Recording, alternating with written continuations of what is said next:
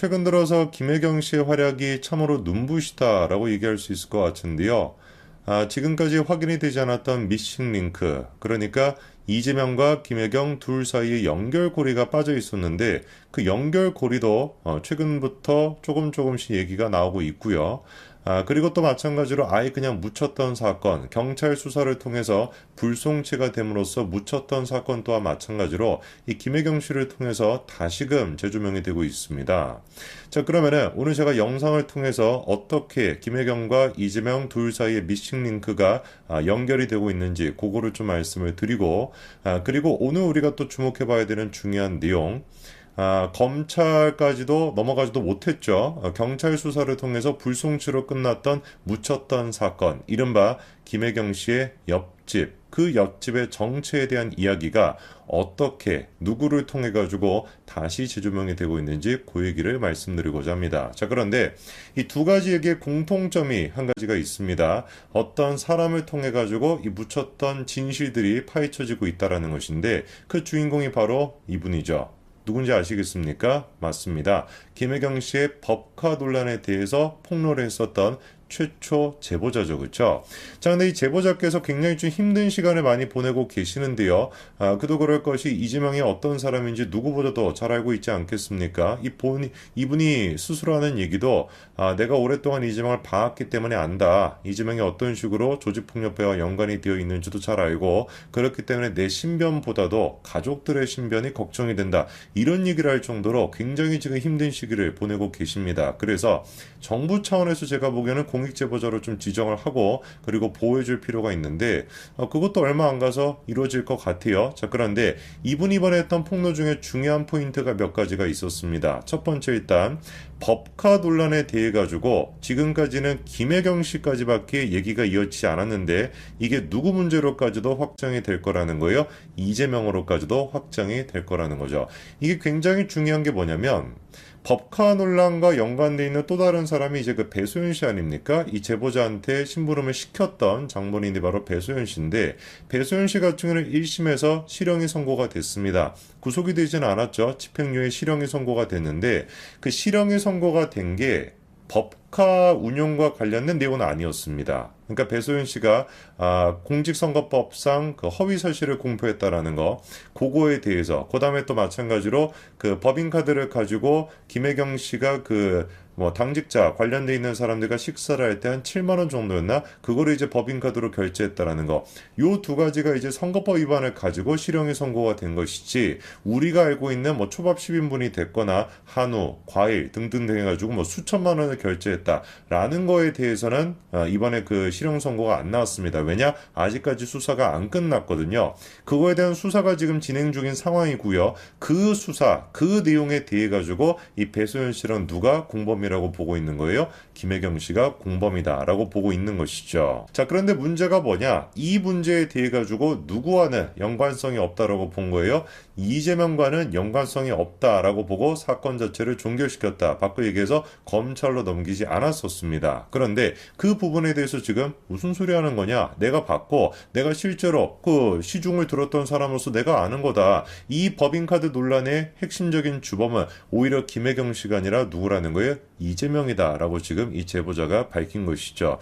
이거를 통해서 우리가 경찰 수사에 대해서 근본적으로 의문을 가질 수밖에 없습니다. 제보자가 분명히 명확하게 이재명을 위해 가지고 어떤 식의 심부름했는지까지도 지금 폭로한 상황인데 경찰이 그거를 몰랐을 리가 없죠. 수사를 하면서. 그럼에도 불구하고 왜 도대체 이재명은 공범으로 보지 않은 것이지, 왜 도대체 이재명에 대한 수사는 종결을 시켰는지, 이 문제 같은 경우도 이번에 이 제보자의 폭로를 통해 가지고 다시금 확인이 돼야 될 겁니다. 그런데 그게 확인이 될 수밖에 없어요. 왜? 그냥 단순히 언론들이 주목하고 있기 때문이 아니라 이 제보자가 이번에 어떻게까지도 했습니까? 권익위에 부패 신고까지도 했습니다. 구체적인 내용을 보니까 이재명이가 법인카드 사용에 대해 가지고 분명히 인지하고 있었음에도 불구하고 경기도지사라고 하는 자신의 지위를 이용해서 은밀히 이루어지도록 사실상 은폐가 되도록 했다는 겁니다. 권익위 차원에서 이거를 다시 재검토해 봤을 때 지금 이제 구체적인 폭로까지 나온 상태니까 사실관계 확인이 된다면 그 상태에서 수사기관으로 넘어갔었을 땐 분명히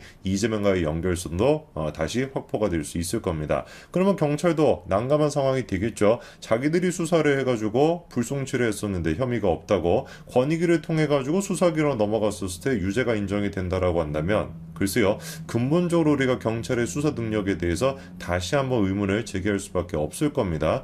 근데 뭐 그게 한두 번이 아니었기 때문에 지금까지 뭐 그런 일들이 이재명과 관련된 것도 마찬가지였고요. 성남FC 같은 경우도 경찰이 문제가 안 된다라고 봤다가 이 검찰을 통해 가지고 이번에 기소까지 된 거 아니겠습니까?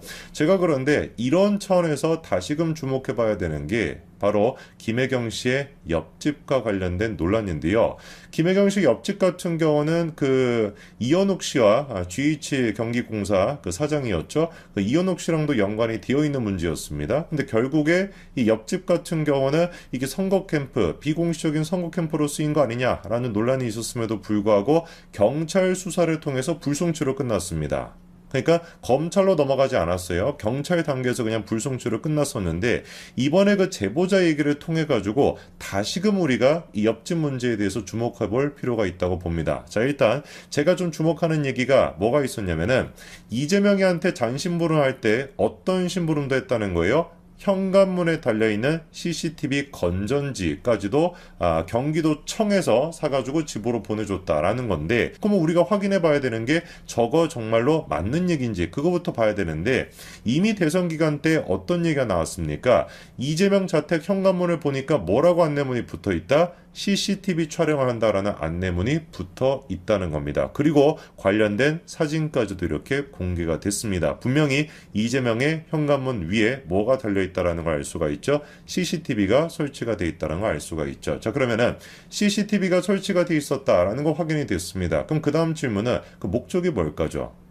상식적으로 이재명 집에 강도가 든다. 그 강도를 예방하기 위해서 CCTV를 설치했다라는 건 말이 안 되고 그리고 또 이재명이 무슨 뭐 협박을 느낀다라고 해서 CCTV를 설치했다는 것도 말이 안 되죠. 거꾸로 협박을 한다면 몰라도 그렇기 때문에 남아있는 거는 이재명이가 자기 앞에 누가 왔다 갔다 하는지 초인종에 보이는 그 화면 가지고는 안 되고 시야각을 더 넓혀가지고 자기 집 앞에 계단까지 누가 왔다 갔다 하는지를 확인하기 위해서 CCTV를 설치했다라고 밖에 볼 수 없는 거겠죠. 근데 그 부분에 대해서 제보자가 다음과 같은 얘기를 남겼었습니다.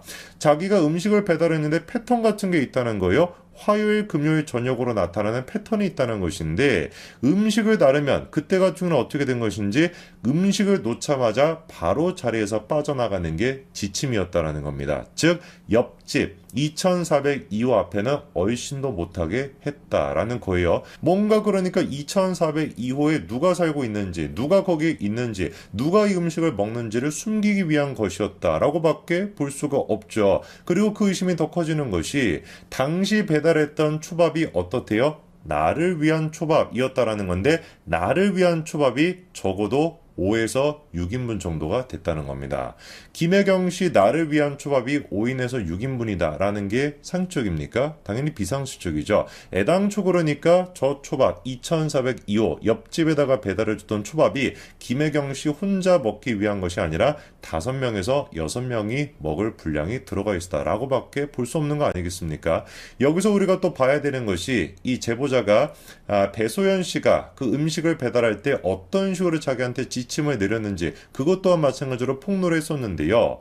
배모 씨 같은 경우는 배소연 씨가 2401호 현관문에서 복도 쪽을 비추고 있는 CCTV 그게 이제 이재명 집 그 현관문에 달려있는 CCTV 아니겠습니까? 그거를 보고 이 제보자를 감시했다는 겁니다. 만약에 신속하게 자리를 빠져나가지 않게 되면은 다 보고 있어라고 하는 취지로 혼을 내기까지도 했다는 거예요. 근데 여기서 우리가 생각해 봐야 되는 게 뭐냐? 그렇다라고 한다면 배소연 씨는 김혜경 씨랑 그 다음에 옆집 2402호랑 한 팀이다 라고 생각이 되는 거 아니겠습니까? 그렇잖아요. 한 팀이고 뭔가 정보를 공유받고 있기 때문에 그 내용이 이 제보자한테 공유가 되는 거, 새어나가는 걸 막기 위해서 감시했다라고 보는 게 합리적이죠. 근데 이상한 게 뭐냐면 그 배소연 씨 본인 스스로조차도 녹취록의 내용을 통해서 봤었을 때는 초밥 실물을 먹는 사람이 누군지 몰랐다라는 겁니다. 저는 이게 굉장히 많은 의미가 있다라고 봅니다. 그만큼이나 이재명과 김혜경이가 옆집 2402호에 대해 가지고 1단계, 2단계, 3단계까지 보완을 거치고 있었다라는 뜻이니까요. 배소연 씨한테도 그 진실을 알려주지 않고, 그리고 배소연 씨가 뭐 내리갈굼하는 게 아니라 내리감시라듯이 그렇게 또 제보자를 감시하고, 제보자 같은 경우도 CCTV로 감시하고 몇 개의 보완 단계를 거치고 나서야 배달이 될 수 있도록 그렇게 했다라는 건데, 아무도 뭐 어떤 문제가 될 법하지 않은 정상적인 어떤 일반 사람들이 2400 이후에 옆집에 살고 있었다라고 한다면 못하러 저렇게 첩보 영화를 찍듯이 감시가 필요하겠습니까? 오늘 저는 이재명 후보에 대한 이야기를 해보도록 하겠습니다. 정치라고 하는 게 하루 이틀 뒤를 모른다라는 얘기가 있는데, 그게 정말 이재명 후보한테 딱 적용이 되는 것 같습니다. 숱한 논란들이 있었죠. 개인적인 문제가 됐건 형님과 관련된 문제, 형수와 관련된 문제, 여러 가지 논란이 있었는데, 그럼에도 불구하고 이재명 후보는 흔들리지 않았습니다. 그랬던 이재명 후보한테 사실상 구속까지도 될 수 있는 엄청난 사건이 이번에 터졌죠. 여러분 기억나실 겁니다. 이명박 전 대통령이 구속이 됐던 계기가 뭐였습니까? 바로 BBK 때문이었습니다. 그때 당시에 다스가 누구 거냐 뭐 이런 얘기가 한창 나왔을 때, 이번에는 주어가 바뀌었습니다. 다스가 누구 거냐라는 게 아니라 화천대유가 누구 거냐 이겁니다. 이재명 후보는 자신과 관련된 논란에 대해서 강력하게 지금 반발하고 있습니다. 그러나 시간이 가면 갈수록 논란은 점점 더 커지고 있는데요. 사건의 발단은 판교에서 금싸라기 땅이라고 불리는 대장동 개발지구입니다. 대장동 사업을 주도했던 곳이 성남의뜰입니다. 그리고 그 성남의뜰의 지분을 갖고 있는 회사가 화천대유인데요. 당시 화천대유가 우선협상 대상자로 선정이 됐던 건 2015년 7월 달인데요. 놀랍게도 화천대유가 설립됐던 날짜는 그로부터 5개월 전이었습니다. 그리고 그렇게 선정이 됐기 때문에 화천대유는 성남의뜰에 5천만 원을 출자해서 3년의 시간 동안 배당금 577억을 받게 되는데요. 이거는 전체 배당금 5,900억의 1% 정도였습니다. 자, 그런데 여기서 우리가 질문 한 가지를 해봐야 됩니다. 화천대유는 성남의뜰의 지분 1%가 있어서 500억 가까이를 받아갔습니다. 그런데 성남의뜰의 지분 50%를 갖고 있는 곳이 있죠. 거기가 바로 성남도시개발공사입니다. 그런데 어떻게 된 것인지 50%의 지분을 갖고 있는 성남도시개발공사는 1830억을 배당받았습니다. 사실상 지분을 1% 가지고 있는 화천대유에 비해 가지고 큰 금액을 배당받지 못한 것인데요. 이유가 뭔지를 보니까 계약이 원래 그렇게 되어 있었습니다. 성남도시개발공사는 누적 배당금이 1822억이 될 때까지 1순위로 배당을 받았던 것이고, 그렇게 주고 난 뒤에 남은 이익금은 모두 보통주에 배당하게 되어 있었던 거죠. 자, 그러니까 성남시 도시개발공사가 아무리 지분을 50%를 가지고 있었다라고 할지라도 배당받을 수 있는 금액은 한계가 있었던 것입니다. 1800억 정도, 그까지만 받을 수 있었던 것이고, 그거를 제외한 나머지 이제 배당금은 우선협상 대상자들한테 지분에 맞춰가지고 배당이 됐던 것이죠. 그렇게 해가지고 SK증권이 6%의 지분을 가지고 있어서 3,460억을 배당받게 됩니다. 어쨌거나 저쨌거나 배당은 일단 계약대로 이루어진 거니까 법적인 문제는 없어 보입니다. 그런데 알고 보니까 SK증권이 놀라운 반전이 있었습니다. 알고 보니까 SK증권은 특정 금전 신탁으로 참여를 했던 것인데요. 고객이 금융기관에 돈을 맡기면서 특정 기업의 주식이나 기업 어음, 회사채 등을 구입해달라고 지정하는 거, 그게 바로 특정 금전 신탁입니다. 그러니까 겉으로 봤을 때는 SK증권이 참여한 것처럼 보이지만 실제로는 SK증권이 실소유주가 아니라 SK증권에 야 여기 화천대유에다가 돈을 좀 넣어줘 라고 요구를 했었던 다른 개인 투자자들, 이 사람들이 실소유자였던 거죠. 놀랍게도 그러면 그 사람이 누구냐? 화천대유의 지분 100%를 가지고 있는 A씨, 그 A씨의 지인들이었습니다. 결론적으로 A씨와 관련된 사람들이 4천억이 넘는 배당금을 나눠 갖는 구조였던 것이죠. 근데 여기서 우리가 한 가지 생각해 봐야 되는 게 있습니다. 왜 도대체 A씨의 지인 7명은 그냥 자기들이 직접 투자를 하지 않고 특정 금전 신탁을 통해서 SK를 통해서 투자를 했던 것일까요? 개인이 그런 식으로 특정 금전 신탁을 하게 되면 수수료만 내야 되는 것인데, 자기들이 직접 투자하면 훨씬 더 많은 이익을 볼 수 있지 않겠습니까? 그거에 대해서 김경률 회계사가 다음과 같이 분석합니다. 자기들이 직접 투자하게 된다면 자신들의 신원이 공개가 될 수 있기 때문이라는 겁니다. 한마디로 이게 블라인드 신탁이었던 것이죠. 그래서 성남의회도 그 존재를 몰랐다는 겁니다. 실제로 지금 일각에서는 성남도시개발공사에서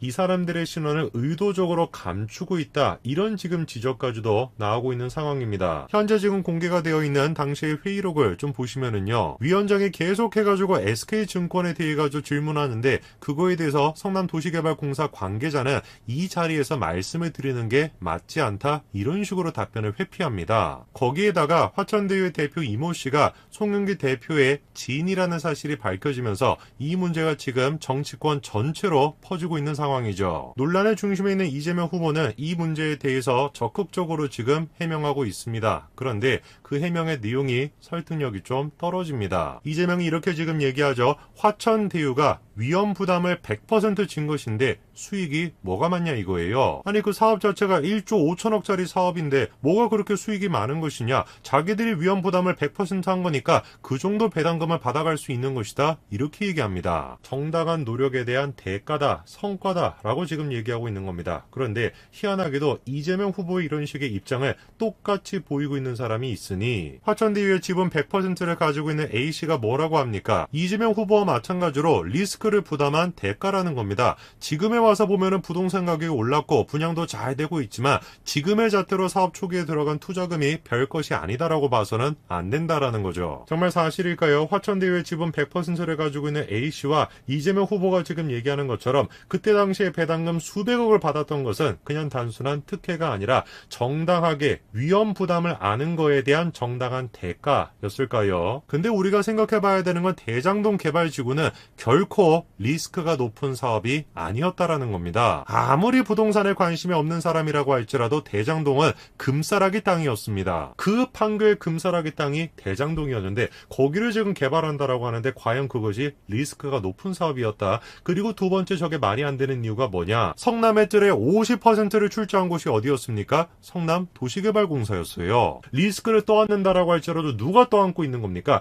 1% 지분을 가지고 있는 화천대유가 떠안고 있는 것이 아니라 절반의 지분을 가지고 있는 성남도시개발공사가 떠안고 있는 것이죠. 리스크는 지금 공공이 떠안고 있었던 것이고 수익은 민간이 가져갔던 겁니다. 화천대유가 가져갔던 거예요. 특정 금전 신탁을 했었던 천화동인 2호는 870만 원을 투자했습니다. 그래가지고 3년 동안 100억을 가져갔고 천화동인 5호는 5,500만 원을 투자하고 난 뒤에 644억을 배당받았습니다. 근데 이거에 대해 가지고 A씨가 뭐라고 합니까? 애초에 투자자를 10명에서 20명 모으려고 했으나 돈이 제대로 모이지 않았다. 여의치 않아 가지고 6명만 투자에 참여했다. 이렇게 얘기합니다. 아니 상식적으로 870만 원을 모으는데 5,500만 원을 모으는데 무슨 뭐 20명에서 30명 가까이 되는 투자자가 필요했다. 이거를 누가 믿을 수가 있습니까? 저 혼자만 하더라도 아니 사회생활 열심히 한 20, 30대만 하더라도 870만 원 투자할 수 있는 돈이 있습니다.